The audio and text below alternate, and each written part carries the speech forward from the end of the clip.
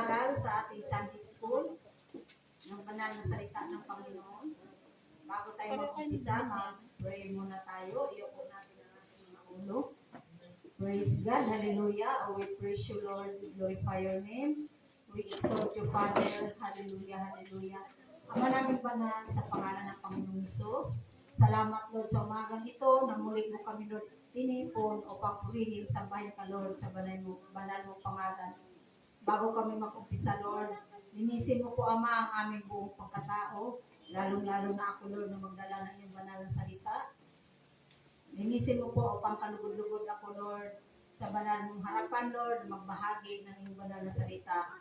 At ang ibahagi ko, Lord Jesus Christ, ay hinihiling ko, Lord, ang iyong knowledge and wisdom na may bahagi ko ito ng maayos at maunawaan ito ng mga nakikinig. Lord, hindi ko ito magagawa kung wala ka sa aking buhay. Kaya ang lahat ng kapurihan, pasalamat sa tanging mong pangalan, makapangyarihan, sa pangalan ng Panginoong Hesus. Amen! Hallelujah!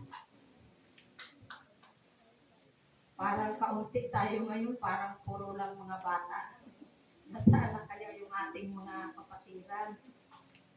Amen? Ang aking ibahagi ngayon, na-captured, pagsusuri sa ating spiritual na buhay. Amen?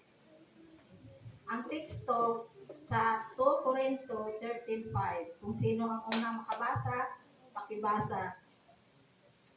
2 Corinto 13:5.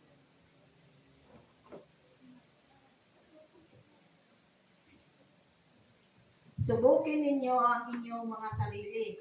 Kung kayo'y namumuhay ayon sa pananampalataya, suriin ninyo ang inyong sarili. Hindi ba ninyo nalalaman na sa inyo si Jesus Christ?